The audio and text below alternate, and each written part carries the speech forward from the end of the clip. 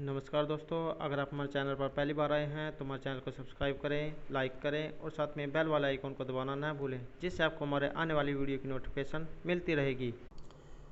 दोस्तों, आज हम करने वाले हैं डेली करंट अफेयर से संबंधित महत्वपूर्ण क्वेश्चन। दोस्तों, अगर आपने हमारे जो पहले वाली वीडियो नहीं देखी है तो आप उसे हमारे जो है प्ले लिस्ट में जाकर देख सकते हैं। और दोस्तों, इस वीडियो की PDF आप हमारे टेलीग्राम ग्रुप से भी प्राप्त कर सकते हैं। तो चलिए शुरू करते हैं। हमारा आज का फर्स्ट क्वेश्चन है, केंद्रीय वित्त मंत्री निर्मला सीतारमण ने हाल ही में भारत ने बताया कि नकदी संकट से जूझ रही बिजली वितरण कंपनियों में कितने करोड़ रुपए की नकदी डाली जाएगी। तो ये कितनी जो है नकदी इसमें डाली जाएगी, तो ऑप्शन हमारे 50,000 करोड़ रुपए, 30,000 करोड़ रुपए, 40,000 करोड़ रुपए या 90,000 करोड़ रुपए। तो जो बिजली जो है बिजली वितरण कंपनियां, इसमें कितने करोड़ रुपए की राशि डाली जाएगी, तो राइट आंसर हमारा ऑप्शन डी 90,000 करोड़ रुपए। तो वित्त मंत्री जो निर्मला सीतारमण जी हैं, इन्होंने कहा है कि अर्थव्यवस्था का जो चक्कर है ये घुमाने के लिए बिजली वितरण कंपनियों का संकट दूर किया जाना जरूरी है। उन्होंने कहा है कि बिजली वितरण कंपनियों को उनकी होने वाली लेनदारी के जो एवज में 2 समान किस्तों में नकदी उपलब्ध कराई जाएगी। और उन्होंने कहा है कि सार्वजनिक क्षेत्र की जो कंपनियां हैं, पावर फाइनेंस कॉरपोरेशन जिसे जो है PFC और जो ग्रामीण विद्युतीकरण निगम RIC के जरिए जो है यह राशि उपलब्ध कराई जाएगी। इससे जो है वितरण कंपनियां बिजली उत्पादन और जो इसके जो परेशानी जो कंपनियां हैं उसको बकाया का भुगतान कर सकेगी। तो राइट आंसर हमारा ऑप्शन डी 90,000 करोड़ रुपए। नेक्स्ट है हमारा, किस राज्य सरकार ने प्रशिक्षित युवाओं के लिए स्वरोजगार के अवसर पैदा करने और कौशल विकास के अवसरों की पेशकश करने के लिए होप पोर्टल लॉन्च किया है। तो ये जो होप पोर्टल है ये किसके द्वारा जो है लॉन्च किया गया है, ऑप्शन हमारे बिहार, पंजाब, उत्तराखंड या राजस्थान। तो राइट आंसर हमारा ऑप्शन सी उत्तराखंड। तो जो उत्तराखंड जो राज्य सरकार है, इसने प्रशिक्षित युवाओं के लिए स्वरोजगार के अवसर पैदा करने और कौशल विकास के अवसरों की पेशकश करने के लिए ये जो होप नाम से जो पोर्टल है ये लॉन्च किया है। तो उत्तराखंड के जो मुख्यमंत्री हैं त्रिवेंद्र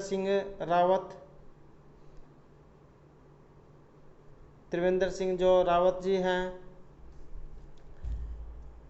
इन्होंने जो है सचिवालय में मंत्रिमंडल के साथ होप पोर्टल का जो लोकार्पण किया है। और इस पोर्टल से उत्तराखंड में रहने वाले उत्तराखंड तो जुड़ेंगे ही, प्रदेश से बाहर के रह रहे और काम कर रहे प्रवासी भी जो इससे जुड़ पाएंगे। और राज्य के अकुशल युवाओं को डाटाबेस बनाने और उसके आधार पर स्वरोजगार हेतु अवसर उपलब्ध कराने के मकसद से ये पोर्टल लॉन्च किया गया है। तो आपको जो है इस पोर्टल का भी नाम याद रखना है। तो ये है होप पोर्टल और किसके द्वारा जो है लॉन्च किया गया है, तो ये उत्तराखंड की जो सरकार है इसने प्रशिक्षित जो है युवाओं के लिए रोजगार और स्वरोजगार के अवसर पैदा करने और कौशल विकास के अवसरों की जो पेशकश करने के लिए ये होप पोर्टल लॉन्च किया है।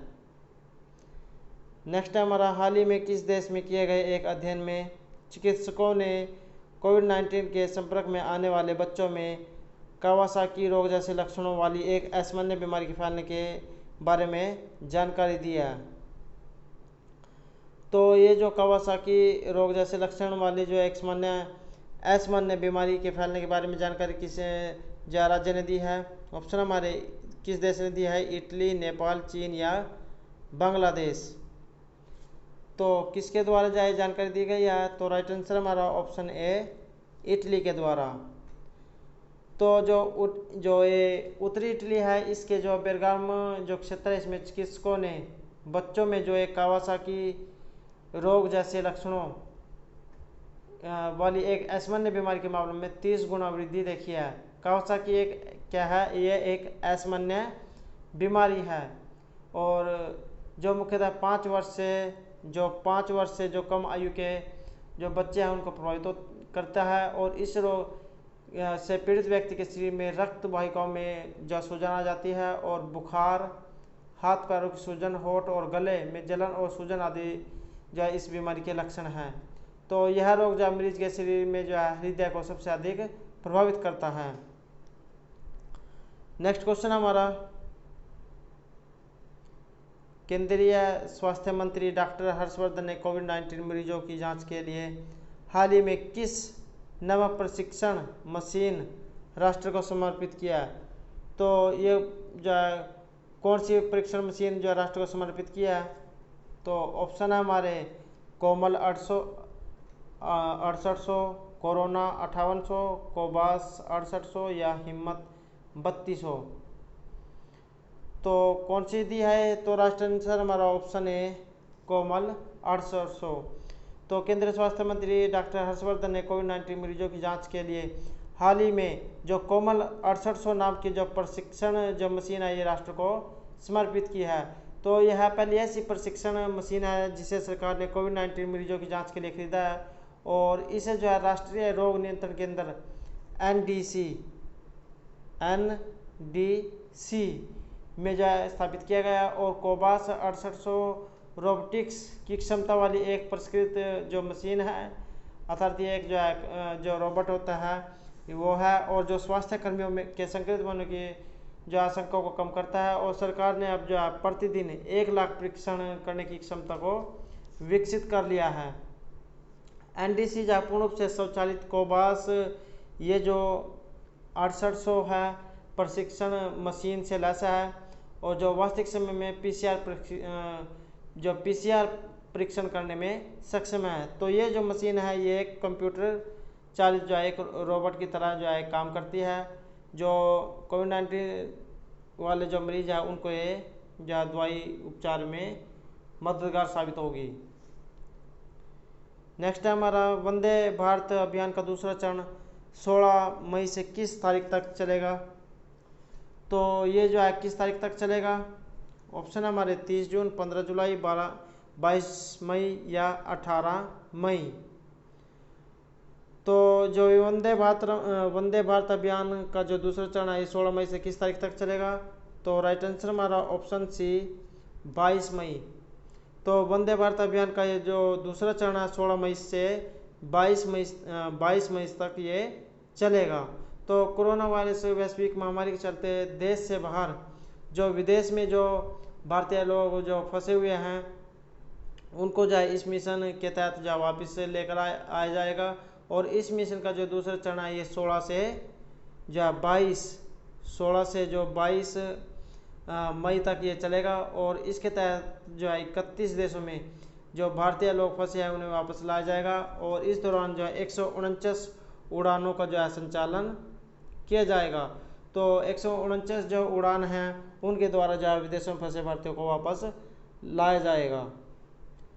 नेक्स्ट है हमारा प्रधानमंत्री नरेंद्र मोदी ने जो 12 मई 2020 को रात 8 बजे देश के नाम अपने संबोधन में कोरोना वायरस के कारण उपजे आर्थिक हालात को सुधारने हेतु देश के कितने लाख करोड़ रुपए की घोषणा किया है? तो ये कितने जो है वित्तीय सहायता की घोषणा किया है? ऑप्शन हमारे 10 लाख करोड़ रुपए, 30 लाख करोड़ रुपए, 15 लाख करोड़ रुपए या 20 लाख करोड़ रुपए। तो राइट आंसर हमारा ऑप्शन डी 20 लाख करोड़ रुपए। तो जो प्रधानमंत्री नरेंद्र मोदी जी है इन्होंने कहा है कि यह आर्थिक पैकेज जो है आत्मनिर्भर भारत अभियान की एक अहम कड़ी के तौर पर जो काम करेगा और 20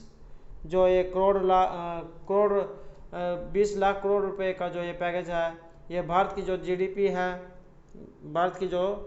जीडीपी है इसका करीब 10% जो है फीसदी हिस्सा है और कहा जा रहा है कि इसके जरिए देश के जो विभिन्न वर्गों और आर्थिक कड़ियों को जोड़ने में बल मिलेगा और 20 लाख करोड़ रुपए की पैकेज की घोषणा के बाद जो है भारत दुनिया के उन चुनिंदा देशों की जो है सूची में शामिल हो गया है जिन्होंने जीडीपी का जो अपना बहुत बड़ा हिस्सा दिया है। तो नेक्स्ट क्वेश्चन हमारा, हाल ही में किस देश ने FID chess.com online Nations cup खिताब अपने नाम किया है? तो ये जो FID chess.com ऑनलाइन जो नेशंस कप है, ये किस देश ने अपने नाम किया है? तो ऑप्शन है हमारे, नेपाल ने, चीन ने, रूस ने या पाकिस्तान ने। तो राइट आंसर हमारा ऑप्शन बी, चीन। तो हाल ही में जो चीन है, इसने FID chess.com online national cup जो आपने खिताब ये जो आपने नाम किया है। और चीन ने जो कोरोना वायरस के कारण दुनिया भर में जो लगे लॉकडाउन के बीच पहली बार आयोजित FIDE chess.com जो ऑनलाइन नेशन कप शतरंज का जो खिताब है, ये जीत लिया है। और 6 टीमों के बीच जो ये 6 टीमें जो थी, इनके बीच भारत को जो है इसमें 5वां जो है ये स्थान मिला है। और चीन ने राउंड रॉबिन दौर में शानदार प्रदर्शन किया और फिर जो सुपर फाइनल में अमेरिका से 2-2 का जो ड्रा खेला और उसे जो खिताब दिलाने के लिए काफ़ी था। तो और अमेरिका को दूसरा और यूरोप को तीसरा और रूस जो है इसमें चौथे और भारत को जो 5वें और शेष जो है विश्व टीम को इसमें 6ठा स्थान मिला है। तो इसमें जो आपको भारत की रैंकिंग भी याद करनी है कि भारत को जो है इसमें जो 5वां स्थान मिला है और चीन ने जो है इस खिताब को अपने नाम किया है। नेक्स्ट हमारा, केंद्रीय कृषि मंत्री नरेंद्र सिंह तोमर ने, जो केंद्रीय कृषि मंत्री है नरेंद्र सिंह तोमर, इन्होंने हाल ही में किसानों को ऑनलाइन पोर्टल के माध्यम से अपनी फसल की उपज बेचने की सुविधा प्रदान करने हेतु जो राष्ट्रीय कृषि बाजार ENAM के साथ कितनी मंडियों का एकीकरण किया है? तो कितनी मंडियों को जो एकीकरण किया है?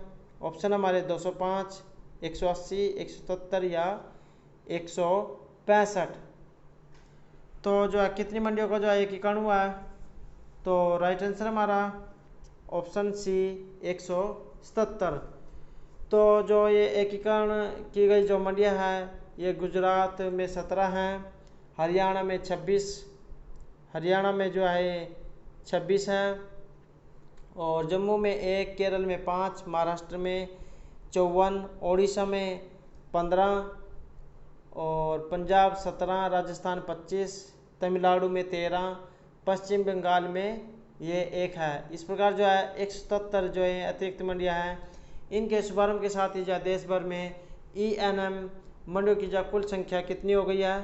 तो इनकी जो संख्या है ये 962 हो गई है। इससे पहले जो है 785 जो है मंडियों को 17 राज्यों और 2 केंद्र शासित प्रदेशों में ENAM के साथ जो है एकीकृत किया गया था, जिसमें जो है 1 पॉइंट जो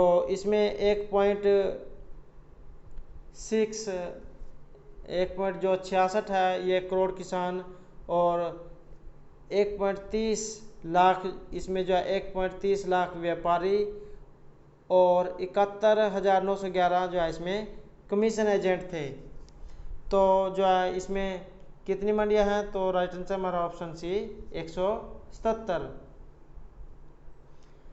नेक्स्ट क्वेश्चन हमारा, मध्य प्रदेश के मुख्यमंत्री शिवराज सिंह चौहान ने कारखानों में काम की अवधि 8 घंटे से बढ़ाकर कितनी जो है कर दी है?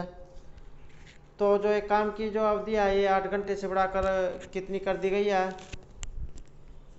तो काम की जो अवधि है कितनी हो गई है? ऑप्शन हमारे 10 घंटे, 12 घंटे, 14 घंटे या 15 घंटे। तो राइट आंसर हमारा ऑप्शन बी 12 घंटे।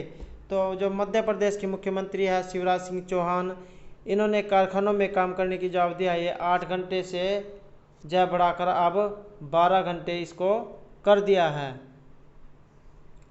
तो मध्य प्रदेश के जो मुख्यमंत्री है शिवराज सिंह चौहान, इन्होंने कोविड-19 से जो प्रभावित उद्योग और व्यवसाय है उसको जो पुनः पटरी पर लाने के लिए जो कदम उठाया है और प्रदेश भर में जो सभी कारखानों में कार्य करने वाले जो मजदूर हैं उनको जो 8 घंटे से बढ़ाकर अब 12 घंटे जो काम करना होगा और उन्हें प्रदेश में औद्योगिक गतिविधियों को बढ़ाकर रोजगारों के जो अवसरों में वृद्धि और नए निवेश को प्रोत्साहित करने और जो श्रमिक हैं उसके हितों की रक्षा के उद्देश्य से जो श्रम सुधारों की घोषणा की है।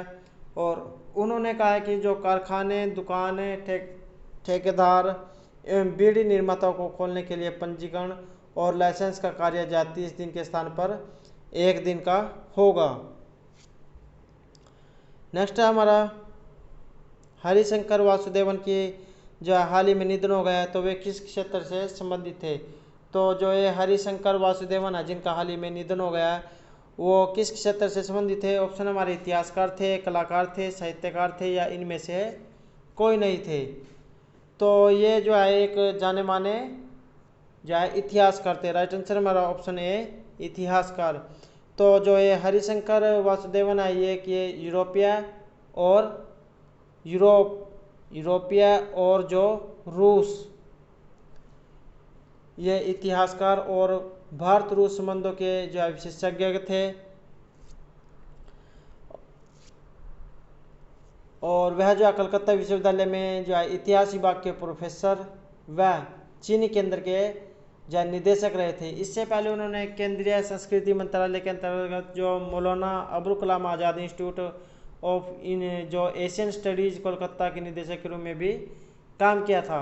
उन्होंने जो कैम्ब्रिज जो विश्वविद्यालय है वहाँ से स्नातक किया था और उन्होंने अपनी स्नातकोत्तर और पीएचडी भी वहीं से पूरी की थी। तो दोस्तों ये थे हमारे डेली करंट अफेयर से संबंधित आज के महत्वपूर्ण क्वेश्चन। दोस्तों अगर आपको हमारे क्वेश्चन अच्छे लगे हों तो हमारे चैनल को सब्सक्राइब करें और ज़्यादा से ज़्यादा ग्रुपों में शेयर करें। और दोस्तों हमारे साथ अंत तक बने रहने के लिए धन्यवाद।